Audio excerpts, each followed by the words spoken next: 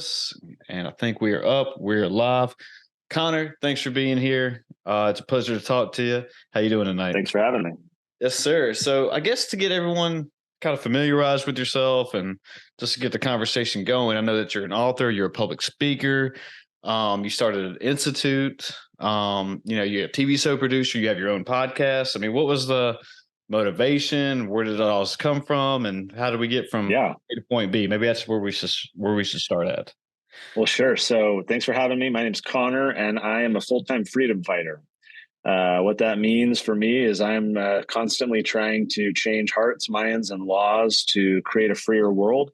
I run a nonprofit think tank, the Libertas Institute. So we change a lot of laws, or we partner with elected officials and give them ideas and strategies on laws to change that remove a lot of kind of onerous regulations and things that stand in people's way to be able to have, pursue their American dream. So that's kind of my day job. And along the way, I started writing books, trying to educate people about these ideas and principles of, free markets and property rights and entrepreneurship and things like that, including a series of children's books called the Tuttle Twins. These are kids' books that teach about these ideas, what money is, what's inflation, what's personal responsibility, and why is it important? How do we learn? How do we learn new things? Why do we learn? What are good ways to learn? How do markets work? How can we make smart choices? And all these things through fun stories that kids really oddly enjoy reading. We stumbled onto a little bit of a formula that has produced a lot of, these kids really love reading these books. We sold 4.5 million copies now, I think. We're in a dozen languages. We got a cartoon. So just, that effort is all blown up. But all of it for me is under this umbrella of I passionately believe that people should be free to, live their lives and pursue their dreams and not impeded by all these, arcane regulations and laws that were designed decades ago. And so I try and remove those barriers. I try and remove barriers of ignorance where people don't know how to take advantage of these opportunities in life and how to build businesses and successful careers and lives. And so for me, it's all about just removing barriers to allow people to go down the path they want. And that's me in a nutshell. Nice. Man, that was a lot to take in. But yeah, so have you always been this way? I mean, wanting to, I guess growing up, maybe this is what I want to ask. Like growing up, there's always like, hey, there's different ways of doing things. I don't really like the way, we're going around this route. Maybe I could do something to change something for the better. Is that kind of where your thinking started at, or did you get it from your parents, or was it, nature versus nurture? What was it? Yeah, that's a good question. So, I certainly grew up in a household that my parents taught me by example about the importance of getting involved. If you see something you don't like, then be part of the solution. My mom's email signature for years, decades, decades, has always included that quote that Gandhi never actually said, but everyone attributes it to him: be the change you wish to see in the world. Mm-hmm. And he didn't actually say it, but we basically have assigned that quote to him as if he actually said it. Yeah. But that was my example growing up. I was in a household where you don't just sit there and complain. You don't shake your fist and say someone ought to do something and then go about your life. You see trash, in the campground, you pick it up. You leave it cleaner than you found it. And my dad was our scoutmaster forever in Boy Scouts, and so that those types of principles were set there too, about always trying to pay it forward and, do service and do good to others. So I was kind of raised with that background, but I didn't know what that meant for me. It wasn't top of mind. It was just kind of in the background of that exposure, that nurture and maybe some nature. And later in life, I was a web developer. I was a graphic designer. I was just kind of doing that full time, but I really didn't like spending all of my energy building websites and things for companies I didn't care about. Like my heart, my passion was not there. I loved the technical challenge. I loved the people I worked with. But at the end of the day, like a lot of these clients I had, there was no heart there. It was just a job. It was just a paycheck. Like, okay, you're paying me to build your random website. I don't care about it, but here we go. And I had a hard time with that because I have, my time is my scarcest resource. And I didn't want to be allocating it towards things that didn't tie to my passion. But it took me a little while to figure out, how do I align my skills with my passion? How can I apply those creative talents and energies to an area where I can actually make an impact and where it aligns with my passion. And so after a few years of kind of bouncing around a few organizations, I said, I'm going to start my own. And I did, and I had no clue what I was doing, but I knew that I could custom design it exactly around, that unique skill set, and then build a team around me to support what I was doing. And I haven't looked back since. It's been 11 years, and it was totally the right decision for me, and it's been gratifying in every way possible. I wake up every day to people who express gratitude to me for everything that I've done for their family. And who wouldn't want a life like that? So it's just been really good. I'm so honored to be in a position of being able to help people, teach their kids with these Tuttle Twins books, and it's just a very rewarding career.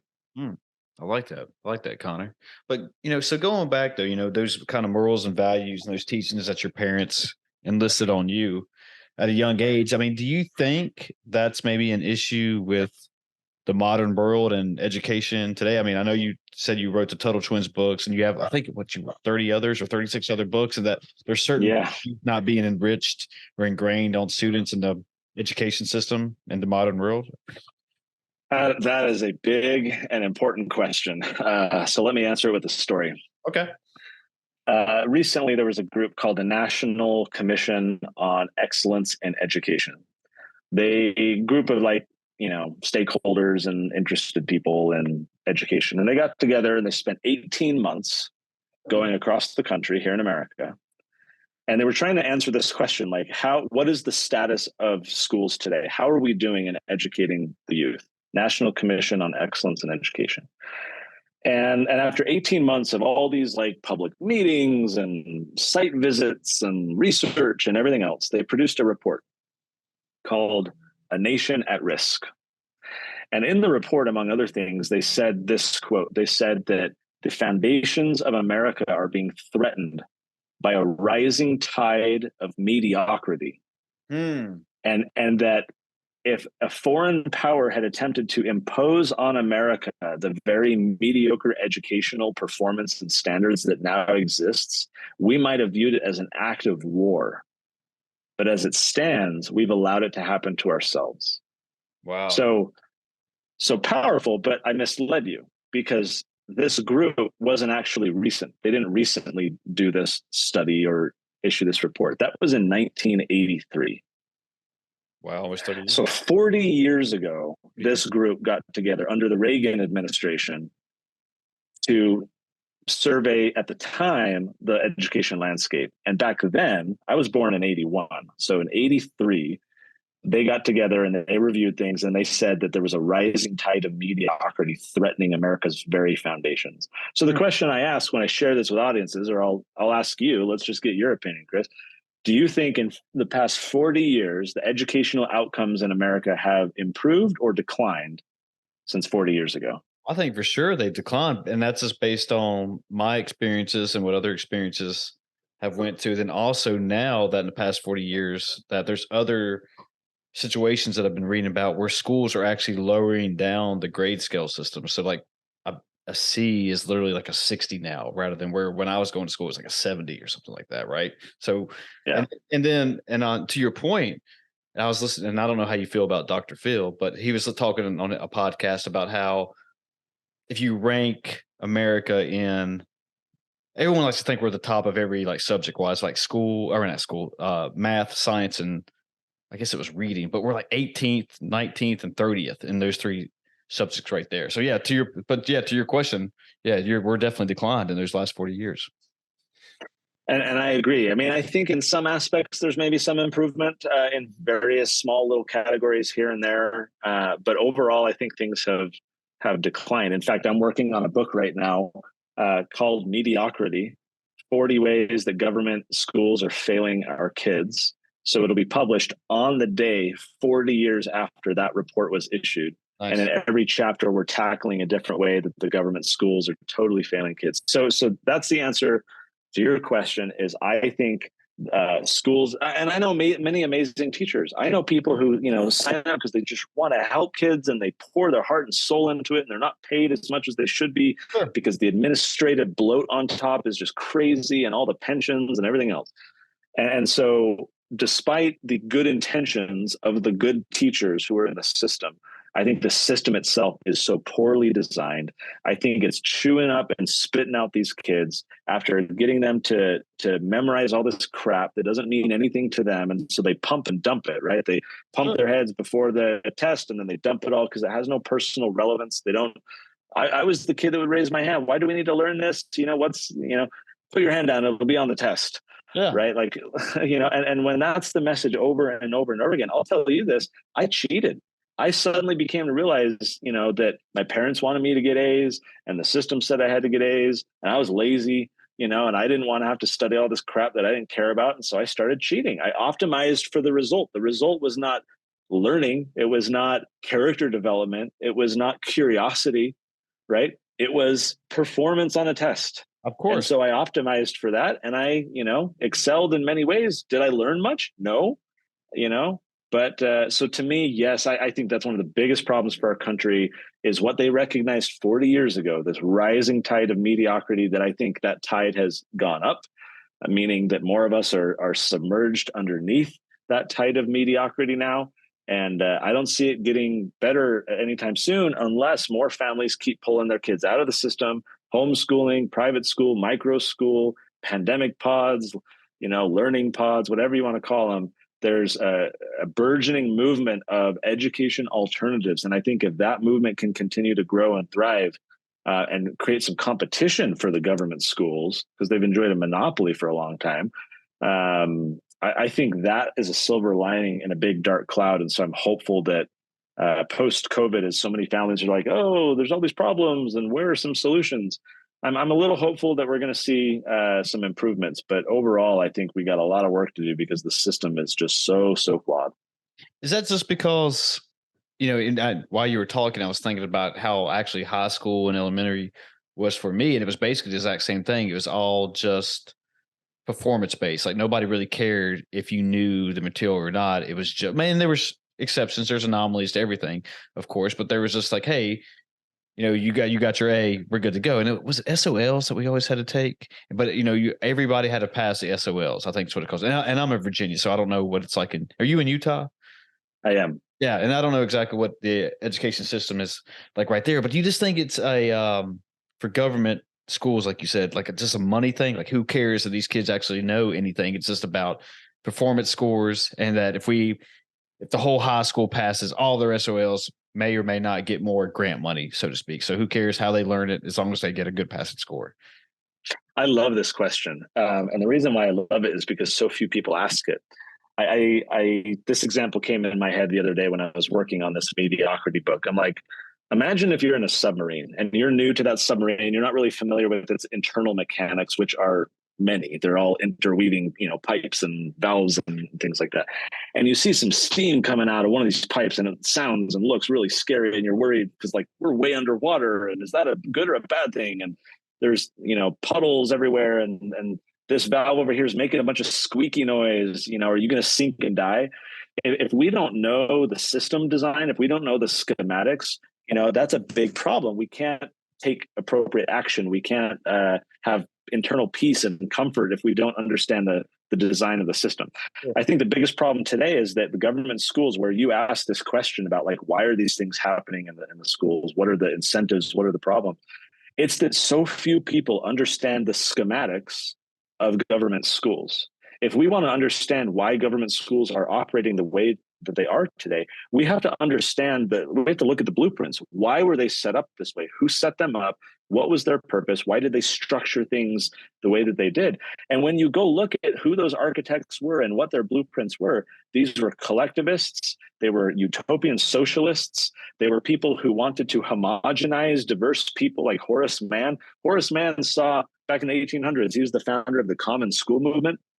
He saw in Prussia this very authoritarian, militaristic, top-down education program where they were regimenting these kids into being obedient rule followers. Yeah. Coupled with the rise of the industrial era, what did people prize at the time? They wanted people who could sit at a conveyor belt and put widget A over here and then do this thing to widget B, rinse and repeat over and over again. And so they built a school modeled after the Prussian system that prized this very authoritarian, regimented approach that was structured for the economy at the time. They literally, like public school, we call them public schools today. Sure. Some people call them neighborhood schools. At the time, for decades, they were called factory schools because they were literally designed to prepare kids for work in the factory. Those are the same schools we have today. They have not materially changed in over a century. And so today's schools are designed for an economy that no longer exists. They do not teach kids, how to think. They teach them what to think. It's all about batch processing, and you must learn the same thing in the same way at the same time as every other kid, because you're all on a conveyor belt and we're all going to homogenize you into the same predictable output so that you can graduate and look the same as everyone else. That is not what today's economy needs. That's not what good parents want for their kids. But that's the school system that we have. And it's because that's the way it was built many, many, many decades ago. Wow, Connor. So depressing, right? yeah, because, I mean, I was one of those kids that was always taught growing up that, there's more education you have, the more successful you'll be in life. Right. And so it was kind of structured for me that go to high school. Okay. Did that. Okay. Go get your bachelor's degree. Okay. Did that. Go get your master's degree. Cool. You'll be making X amount of money based on your industry and statistics out there, whatever. Right. But that's not the case for everybody. And so, but along the way, though, I've actually learned more by doing things rather than just what I learned from what was being taught to me in front of a PowerPoint or a book, or, so to speak. So, and I guess my question is that, Thomas Sowell, is it Sowell? Yeah. Oh, yeah. No solutions. There's only trade-offs. So with the point of actually public school systems and neighborhood schools and going towards like what you were talking about, going back to homeschooling and would you say government pods or pod schooling or something like that? Right. Yeah. Yep. I mean, is that if you had a magic wand and you could say like, this is how we're going to fix this educational system now, since it's been the same way for X amount of years, let's go ahead and start a new direction, a new trend. I mean, is it you changing the whole curriculum of what's being taught in schools or? So great question. Are you familiar by chance with John Taylor Gatto? You ever heard that name? I don't think so. So he was a public school teacher for 30 years, and he was an award-winning teacher. He was, in his later years, awarded New York City Teacher of the Year.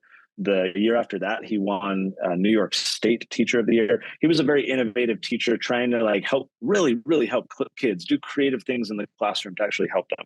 But in the very year, this was in the 80s, when he was awarded New York State Teacher of the Year, he quit. He wrote an op-ed in the Wall Street Journal. The title was, "I Quit, I Think." And he goes on in the op-ed to say, look, I'm trying to help kids, but I'm operating in a system that hurts them. And I'm not helping them more than I'm hurting them.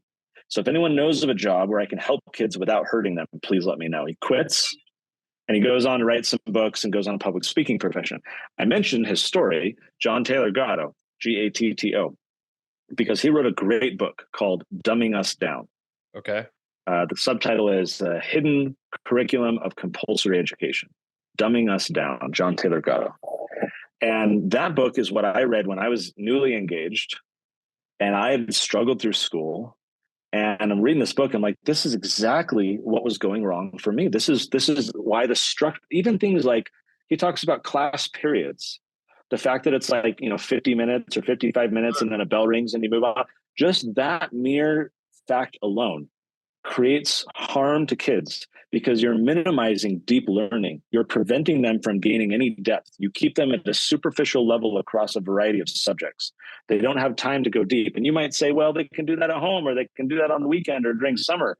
But when you sap their mental energy by bombarding them with all these things that they have to memorize and learn and regurgitate, the last thing they want to do, the last thing I wanted to do when I got home was learn more, or do more work. You want to just play with friends and unplug because you're depleted your mental reserves. Sure. And so and no one thinks of that. No one thinks that class periods are a harmful structure for schooling. And yet the way he talks about it in the book from his experience, I'm like, oh my gosh, I can totally see that, because I love going down rabbit holes now. I'll go spend 4 hours watching YouTube videos on some obscure historical thing that catches my fancy, right? You're nodding your head, you I agree. agree, 100%. And that's how our brains are all wired, and yet the schooling system, deprives us of that. So the first answer to your question is John Taylor Gatto, dumbing us down. If you're asking me, as you did, like, how would you structure things differently, or what would you? I'd say, let's go learn from that book about some of the systemic problems that need to be solved for. The second one I'll mention is my own. It's not a Tuttle Twins book. I wrote a book called Passion Driven Education. John Taylor Gatto actually wrote the foreword for it before he passed away a few years ago, and which I was very honored by. And in that book, I lay out a plan for, and it's born of my own bias and experience. Here's where I struggled. Here's where I think a ton of kids are struggling. How would we build a better system? And it's a system that has to be designed around individual interests. The biggest problem, I think, with a school system is it disregards the curiosity and the interests of each individual child. It does not honor the individuality of children. It instead says, you need to conform to us. You need to conform to what this curriculum committee has foreordained you to go through. And so I think we need to build a system that honors the individuality of children, that says, hey, Johnny, you're interested in Pokemon. Awesome. Let's have you do some creative writing exercises all about Pokemon. Let's have you go learn programming and learn about code. Come up with a simple little Pokemon game, right? Let's have you learn about, will you do a report for the class tomorrow on, I don't remember the name of the company, but or I guess Nintendo, I don't know. Yeah. Whoever owns Pokemon, right? Why don't you go look into them and tell us how their business works? Now they're learning about business, just centered around. So when I was writing this book at the time, my son was really latched onto Angry Birds. That little game where you fling the birds at the pigs. Yep. And he was obsessed about Angry Birds. And so what we did in his homeschool, and this doesn't have to only be homeschool, you can do this within a classroom or at home with your kids if they're in public school, is I said, all right, I want to teach you algebra. He was like 6 or something at the time. And if I were to talk about X and Y and Z, these are abstract ideas. He's not going to get it. But all I did was change the variables, X and Y, for acronyms of his favorite Angry Birds. So one was, I think, just Red Bird. So I'm like, okay, RB for Red Bird. What's 2RB times 2? And I would show him how multiplication works and, all these different things. And he was super interested. Not because he wanted to learn algebra, but because it had the slightest connection to Angry Birds. Right. I showed him spreadsheets. We built this whole chart of like, okay, let's create a graph for like how many different Angry Birds are yellow or red or orange. And just the fact that I was doing that about Angry Birds, like, hooked his interest to spreadsheets and graphs and charts. The final example I'll share. There was Angry Birds had all these different variations of games, and one was called, I think, Angry Birds Space, I believe. And in this one, you were out in outer space, and these little asteroids had gravitational fields that were visually depicted, such that if you flung your bird into one of these fields, it would then get sucked in by gravity and start to crash on the planet where these pigs were, and you had to try and knock them off.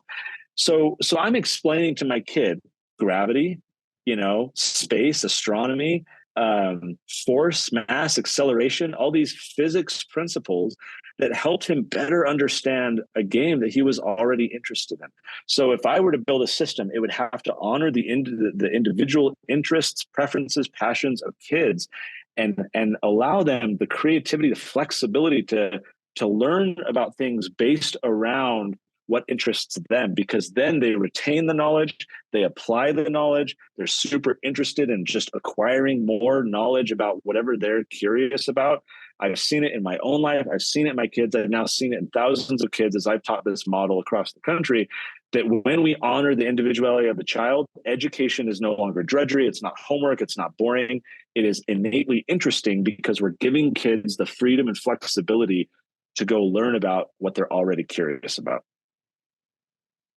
Connor, yeah, you're speaking my language. And what I was thinking about was that, if you were to say that back when, I think you said you were born in 81, I'm an 86 guy, and that we were one of these guys, like, relating to the material makes so much sense to me, because I was one of those kids that, you could be up there just talking about, like algebra, whatever we were doing, and like I didn't care about it. But if you actually made it relate to something that was passionate for me at the time.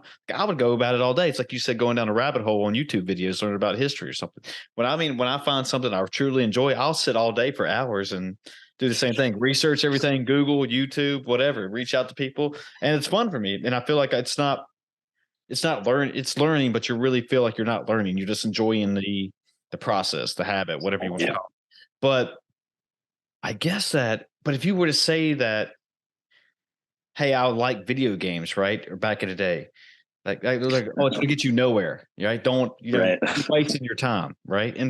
But now there's so many different ways that you can go explore video games. Like you just talked about coding, and then I'm not saying you should go out and be a Twitch streamer or whatever and try to make $1 million, but just coding or running a business based off video games and like what that details. And plus, there's a lot of research coming out more about how actually video games kind of help the cognitive process. So I'm not saying you should go play video games for 8 hours a day every day, but I mean, there's a lot of benefits to that. But I guess my whole point is that, letting these kids or children or whatever you want to say explore what they're actually into rather than just saying like shutting it down in the first place is demeaning to them. I heard, Yep. speaking of a podcast I was listening to, was that Aaron Rodgers was talking about how he wanted to play in the NFL one day. And his teachers were like, no, you're never going to do that. So go ahead and just sit there and basically do nothing. It's like, well, and I'm not, I try to be a teacher, I majored in PE, but and I'm not calling out teachers. I'm just generally speaking though. I mean, the way we're talking to kids and the way we're doing things like that, saying those little things like that, it's very hurtful and very like almost leading them down a path that you don't want them to go into. Where if you would just say, yeah, okay, let's do that. Like, don't rain on the parade. Like, let's do everything we can to help them out, right? Just basically what you're saying and just change it. And I don't know, can you do that for every kid though? I guess that's my question is that, hey, every specific module, we're going to go after you and let you explore whatever you want to. Does that kind of make sense? Like, hey, you like Pokemon, but you like, No, that makes perfect sense. And that is ultimately the problem that needs to be solved here, because you can understand from a utilitarian perspective why things have shaped up the way they have. If you are obligated as a centralized system to educate tens of millions of kids, right, you've got to create operational efficiencies. And so if you were to honor the individuality of each child, you get nowhere. You got a class of 30, 40 kids, right? And dozens of classes in a school with thousands of schools. And so how do you do that in a centralized model? And that, I think, that question has the answer. The problem is that it's a centralized model, right? I think the solution is a decentralized model. So the teachers unions, for decades and decades have been propping up the status quo of this early industrial factory school system because they've profited off of it and they enrich themselves at the expense of, the kids that they're here to serve. And so they're propping up this centralized system. I think the answer is decentralization. What that means is that the money that taxpayers are being required to invest in the rising generation should not be funneled towards propping up this system. The money, if it's intended to serve kids and support their educational growth, should follow the kids. And so now in several states across the country, and an increasing number of states keep working on this, they're passing laws that are called education savings accounts. So what this is designed to do is, let's say you live in Arizona, where they have the strongest program now, this universal education savings account. Let's say, I don't remember the numbers, but I think it's around 10 grand. The state is spending 10 grand on average to educate, your kid in Arizona in a school. Well, you, depending on income, would be able to take out a certain portion of that. You can take out the full 10. If you're super wealthy, maybe you only get 5, somewhere in between, right? So let's say you get $7,500. okay. If you pull your kids out of public school and you could go use that as enrollment at a private school, you could use that if you're going to homeschool, you could use that for a tutor and for curriculum and for field trips and all kinds of things, right? You can, if you're in a homeschool co-op, you could use it to pay for classes at the co-op or all kinds of stuff. It empowers the parents to say, well, rather than my kids sitting in a chair at the local school, sitting in their seat there, there's all this wide variety of options out here. And now I have the financial support to do it that was being spent on the teachers unions and all the administrative bloat at the local government school. I can unlock those funds, and so this is decentralizing. It's moving the money out of the centralized system and scattering the money all over the place so that parents can go make individual choices that best suit their kids. Some will homeschool, some will private school. Many parents will just leave their kids in the government schools, and that's their decision. But these laws allow us to decentralize power and money, get it out of the centralized system. The more people we can empower to make decisions and come up with creative solutions, the better, right? The laboratories of democracy. Let's not have one like centralized system. Let's have tons of little experiments and innovations and all kinds of stuff happening. And so I'm optimistic that as more states keep passing laws like that, we're going to have more creative experimentation that can create systems that help kids, explore their individuality. You can do it with a classroom of 30. You just have to move away from a model of formal instruction, this authoritarian, like, listen to me and I will teach you all the things. Instead, you just have creative, unstructured time where kids can go explore, watch YouTube videos, do Khan Academy, go to the library and read books about whatever, matters to them. And the adults shift from a teacher model to a guide model. It's like, I'm here to help you when you have questions, or if you're looking for various resources, I can help you. Let's support you in your own goals. I have my kids now in an Acton Academy. These are all across the country. You can Google Acton Academy. They're private schools that are basically training grounds for entrepreneurs. They're helping kids with exactly what I just described. There's no teachers. They're called guides. There's not even students. They call them heroes, because everyone is on the hero's journey. If you're familiar, your listeners are familiar with the hero's journey concept. It's this formulaic approach, right? Where like everyone's called on an adventure to go, pursue this outcome. And we have failures along the way, and we have teams coming to rally and support us. And we have a guide, whether that's Gandalf or Morpheus or, whoever it is, we have a guide. And so the teachers in an Acton Academy are the adults. They're actually guides. They're there just to say, you're on your own journey. Right. And so they have 12-week periods in the school that are called journeys.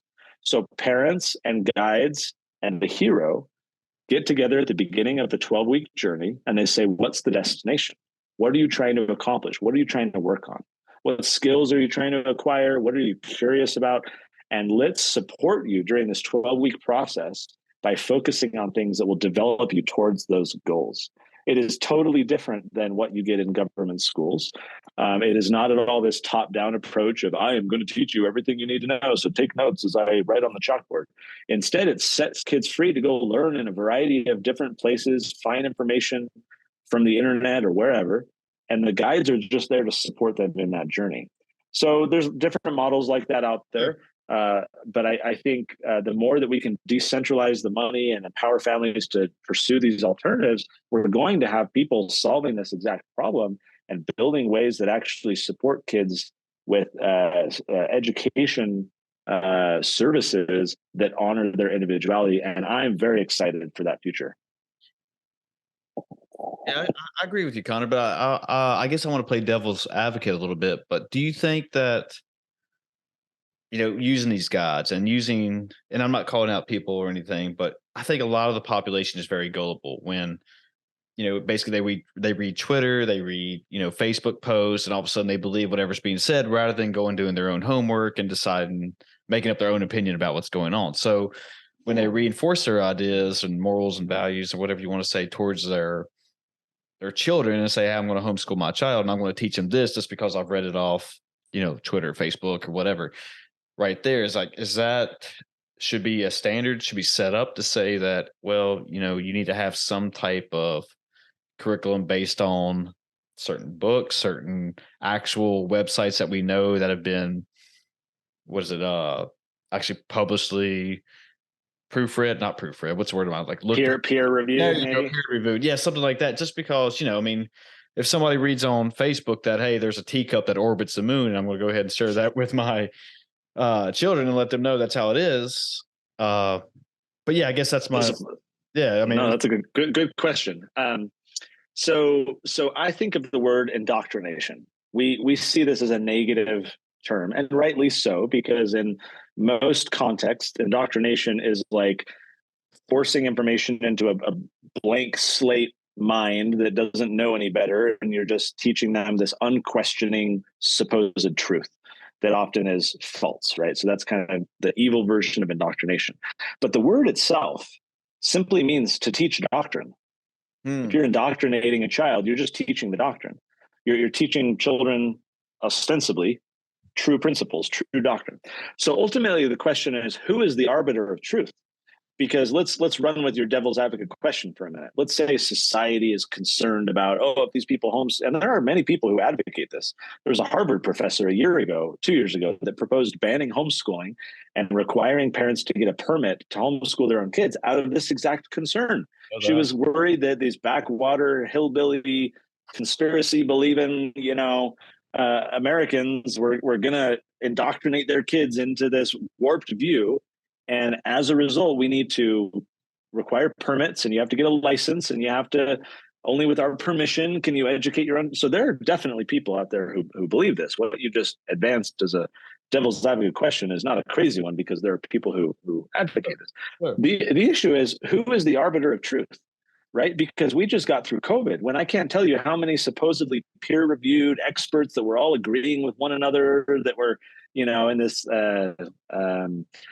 this kind of self-referencing cycle of saying yes to that and this is right and everything else, when it's all like there's a bunch of garbage in there now, right? The Wuhan lab leak wasn't a thing at all, and you were a fringe crazy person if you believe that. Exactly. Oh, and now by the way, that's the accepted truth of what happened. And the Hunter Biden laptop, no, you're a crazy person. You believe in conspiracies and right-wing garbage, and all of a sudden now, mainstream media 2 years later is coming around to it, admitting that that's true, right? So who is the arbiter of truth?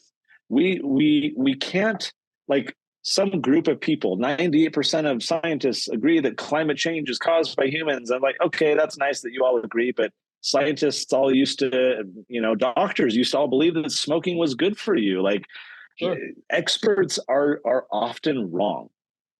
So at the end of the day, I believe it is I believe God-given, but the natural right of parents to teach their children. And some parents will teach their children stupid things. Yep. And some parents will pass on, misinformation to their kids. But what's the solution? What solves for that? To have this societal regimentation of what kids have to learn? That is rife with, controversy and abuse and corruption, as we've seen throughout collectivist dictatorial societies in the past, where they took over this collective approach to education.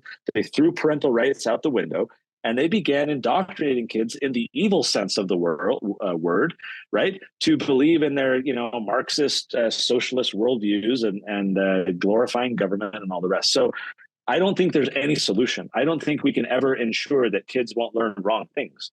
We can minimize the problems by, again, decentralizing it. If we centralize it into these communist, Marxist, whatever societies and have these big government programs of teaching children, then whoever's in charge of that one system can suddenly influence countless children. But if we decentralize it to families or to local communities, then any one particular problem is localized. It's minor. It's not going to have a big ripple effect. And those kids, even if they're raised in a home that teaches them that whatever you said, the teacup, revolves around the sun or whatever, right? Even if that happens, that will largely be corrected as that child gets broader social exposure and everything else. And then it's easier to solve 1 or 2 or 10 or 100 kids going through that process than it is to correct a society where millions of kids have been subjected to propaganda and indoctrination through a centralized education models. So I would rather have the decentralized model and deal with the little, whack-a-mole problems that kind of pop up here and there, rather than creating these systems to try and address that themselves become abused, corrupt, and become far worse than the problem they were designed to solve. Yeah. And I'm wondering too, also, that in a country where we're very polarized right now, I can't talk today, that that if you almost have to always present both sides of the story, rather than depending on, when I was going to school, you would only hear one side of the story, correct? And when you're saying decentralized, giving them both and let the students make up their own minds and then let them go write an essay or whatever based on whatever issue they're having.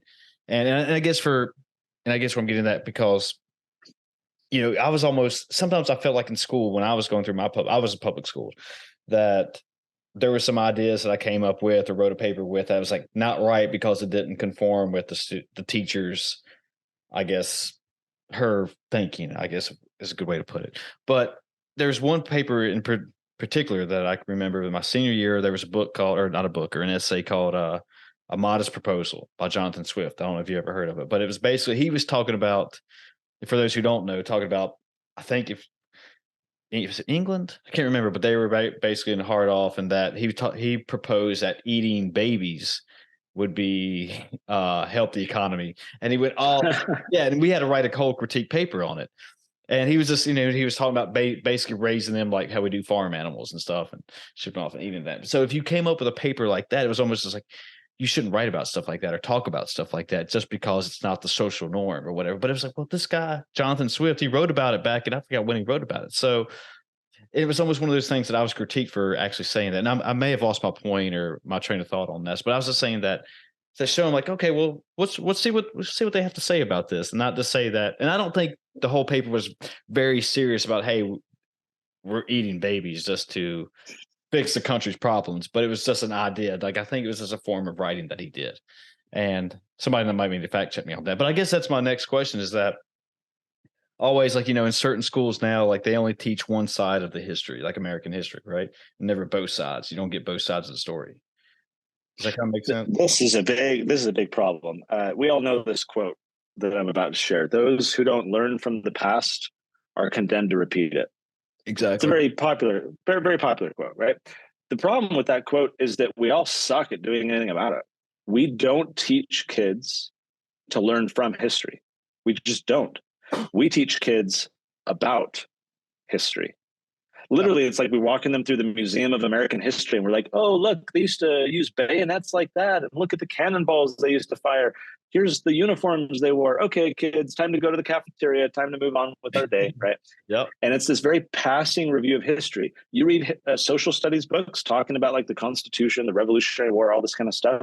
We did this in fact, we came out with a Tuttle Twins history book designed to solve for this problem, because we started with some research. We bought a whole bunch of different social studies books to see how they were talking about, the revolution and everything. And all of these books were chock full of tidbits, factoids. These people said these things. This guy wrote a letter to this guy on this date, and this battle happened, and they traveled here, and these people fought. And it's like a travelogue of just like all these things happen in chronological order. Yeah. But these books didn't really have, they had the what, they didn't really have the why. They had the content, they didn't have the context. And so what we wanted to solve for with the Tuttle Twins was like, if we want, look, going back to that quote, those who don't learn from the past are condemned to repeat it. That means when we talk about history, we have to help kids learn from it. Not just what happened, but like, what are the lessons that we can draw from it? What are the ideas that were at play here? So that when we see those same ideas in our day, right, we can like make a connection. Let me give you a specific example. Okay. So founding fathers, they're fighting the British. The redcoats would write themselves what were called writs of assistance. It's basically permission slips. They would say like, I authorize myself to go search your home or this whole neighborhood. Heard about this. And the founding fathers hated this because it was invasive. They didn't like that the redcoats could just authorize themselves to do it. So later on, when they were doing the Constitution, what became the Fourth Amendment was what this proposal, and it says, you need to have a judge, an impartial judge, review it rather than the government just doing it themselves. You need to have probable cause, meaning you have to have like a real good reason or suspicion that there's a crime happening here. You can't just do it willy-nilly. And you have to have particularized suspicion. What that means is you have to search a particular place or a particular person. You can't just say, I want to search a whole neighborhood, or I want to search everyone named Bob, right? It has to be particularized. So the founding fathers wrote that Fourth Amendment because of their experience with the British redcoats and this open-ended search abuse. Okay, So now imagine when we're teaching kids about that story from history, I hold up my phone and I say, let me tell you about the NSA and how the NSA is spying on all of us. Sure. They're collecting all of our texts and tweets and phone calls and voicemails and emails and everything else. And suddenly, the same concerns that the founding fathers had back then, we can have today about our own government that is conducting mass surveillance on American citizens without a judge, without probable cause, without particularized suspicion. And so, what did the founding fathers do about that? Maybe we can learn a thing or two from history and apply those lessons today to try and fix a similar problem that we're dealing with. History suddenly comes alive when you provide these modern connections. It's not just that these random things happened 250 years ago, it's that somewhat similar things are happening today. And if we learn from the past about what they did and why they did it and how they did it, maybe we can be guided in our own actions today. That's the whole point of history. So we produced a 240-page American history book. It's at TuttleTwins.com/history. And it's designed to solve for exactly this. It's saying, here's history, yes, but here's what we can learn from it to apply today. This is why we learn history. And so it's just a big book full of stories for kids. But at the end, we're always saying, like, here's a modern example, or here's a connection to our day, and here's what we can learn from this that makes sense about our world today. And so we produced that exactly because we saw that there was this massive problem that needed to be dealt with. Do you start gearing those books towards children just because their minds are constantly developing and their minds are basically like a sponge? So if they start to inherit these ideas early on, kind of what we've been saying this whole conversation, they'll start to form their own opinions and start to ask the questions about, to their grandparents or fathers or guardians, whatever, about, hey, why, I read this about X, Y, and Z. So why is this going on based on what I read or whatever? So is that The kind question, yeah, I would say yes, in part. These are kids' books ultimately, but the Tuttle Twins really are family learning resources. And what I mean by that is that when we simplify things at this low level for kids, the adults learn too. If I go to if I go to mom or dad on the street or at the grocery store, I stop a random person and I say, hey, here's this powerful book written by a Nobel Prize winning free market economist decades ago named F.A. Hayek, smart guy. And he wrote this book called The Road to Serfdom about the dangers of collectivism, the importance of free markets and individual choice. He wrote it decades ago. Here it is. Will you read it? Like, what do you think the chances are that the average adult would read a book like that? I would say sub 1%, agree. That would actually like read it. Instead, if I say to that same mom or dad, hey, do you think it'd be important for your kids to learn about, markets and money and the way things work? Oh yeah. I want to make sure my kids are well-rounded. Right. And if I say, here's a kid's book to read with your kids, those parents, their defenses come down. They're not doing this to study for themselves. They're doing it to invest in their kids. And so they sit down together and they read this book. And at the end of our books, we have discussion questions where it's like, here, you can go, talk to your kids about these ideas once you read the story. And those parents themselves all the time are emailing us being like, wow, I never learned this stuff in school at all. Sure. And they're not getting the books to learn for themselves. They're getting it for their kids to learn.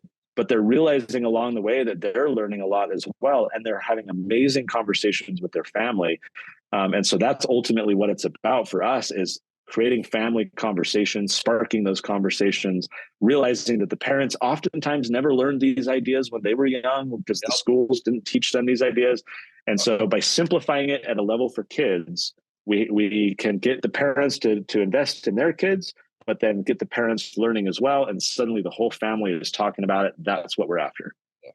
No, I like that.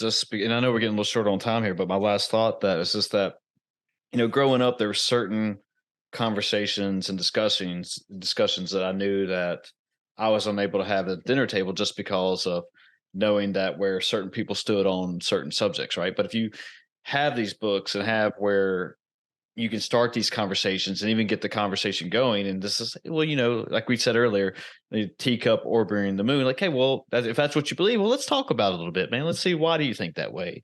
And that if you make it in great easy to read material where everybody can kind of understand it, at least start talking about it and have these conversations where they know everything's open. You're not going to be constantly judged based on your remarks or your statements, and that you won't feel demeaned just because you said that, hey, I do believe that that teacup orbits the moon. But yeah, so I agree 100% with you, Connor. That's cool that you made those books geared towards that, and you kind of, you seems like you're 2 steps ahead of the game right now. So I think it's pretty badass. Trying to be, because I think the enemy is like 8 steps ahead of the game. So, trying to accelerate this and look at the long-term view. And I'll end with this. I think that we will lose every battle we don't know we're even fighting. Wow. Like, if you don't realize that you're on a battlefield, you've already lost. Sure. And so I think today we are in an ideological war. I think that there are people who see our children as, like capture the flag, or I don't know what, right? They want to like capture the minds of the young. I think our kids' minds are ground zero for this conflict. I think that there are people who have nefarious intentions and designs. They have throughout history. They exist today. And I think they're utilizing, culture and media and current events and everything else to shape things towards the ends that they have. And I think that those people and I are on complete opposite sides of the ideological spectrum. So if I don't want my kids to be a casualty, or frankly, even myself, like, I have to, number one, realize that this is even a battle, that this is, a conflict. And that if it is, I need to don a shield, right? I need to put on armor. I need to defend myself, and then hopefully have a sword in hand where I can go fight back. But that requires me to know who the enemy is, who's attacking me. If these just, grenades are just suddenly going off and I can't see the enemy, I don't know who to go fight. But if I can see who's lobbing them from a distance and chucking them at me, I can try and go after. So I don't love using war analogies and trying to manipulate a conversation to use this very, I don't know, tense language of conflict. But ultimately, I think that's what we're in the middle of. And I think we have a lot of casualties. I think a lot of kids are losing before they even had a chance. I think a lot of parents are just sending their kids off into the battlefield of school, government schools, and life without helping them understand who the enemy is, without giving them, a shield and body armor. I want to help those kids, preserve their lives. I want to get them to see who the enemy is and fight back.